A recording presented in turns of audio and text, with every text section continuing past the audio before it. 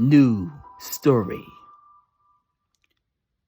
The washing machine and dryer, part 3. The conclusion. Looks like this. At the top you see some roommates having fun playing video games, looking at movies, going crazy. Got the drums in the living room. At the bottom, washing machine and dryer. On the other side, some robotic looking thing, skull-like creature. Glory to God for the creativity. It says, Pedro was the first one to wash some clothes. He walks to the garage alone.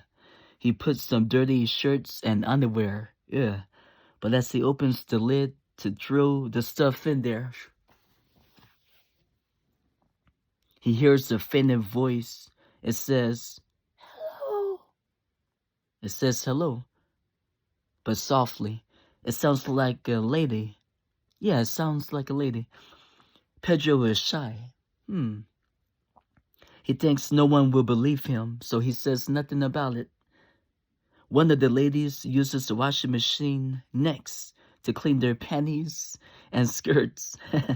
Everything is fine until the mid-cycle, and the whole machine is shaking up and down very violently.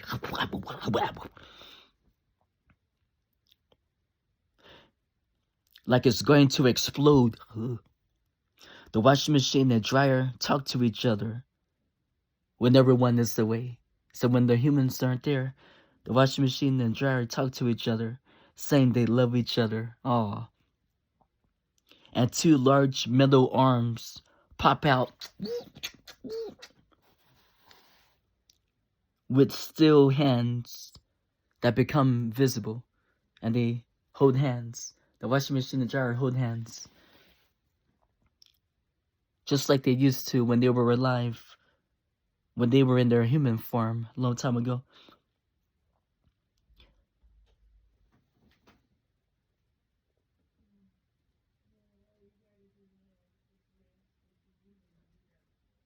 Adonis and Yolanda wants to investigate.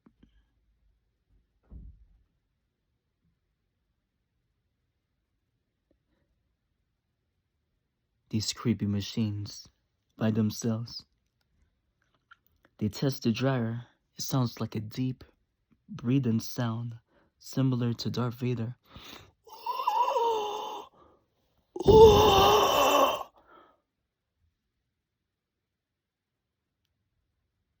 It don't make sense. Later that night, the young folks go to bed. The washing machine and dryer secretly stand up together.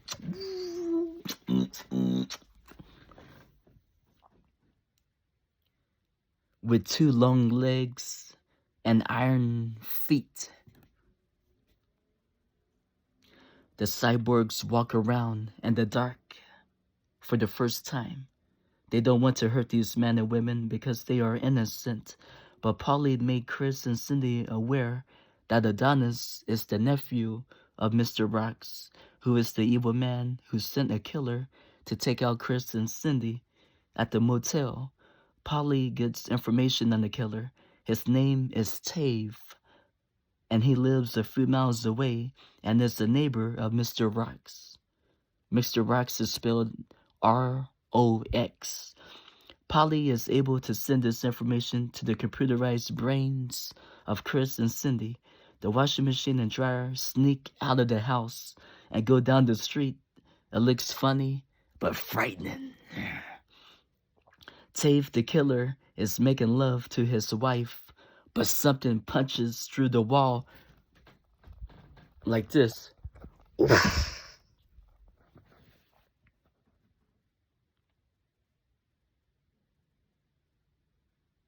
And enters into the bedroom.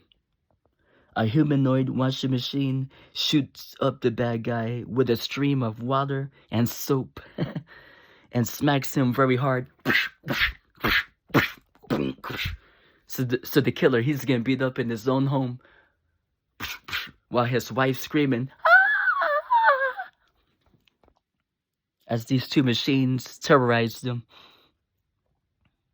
a plug fires out, wraps around the throat of the killer and chokes him.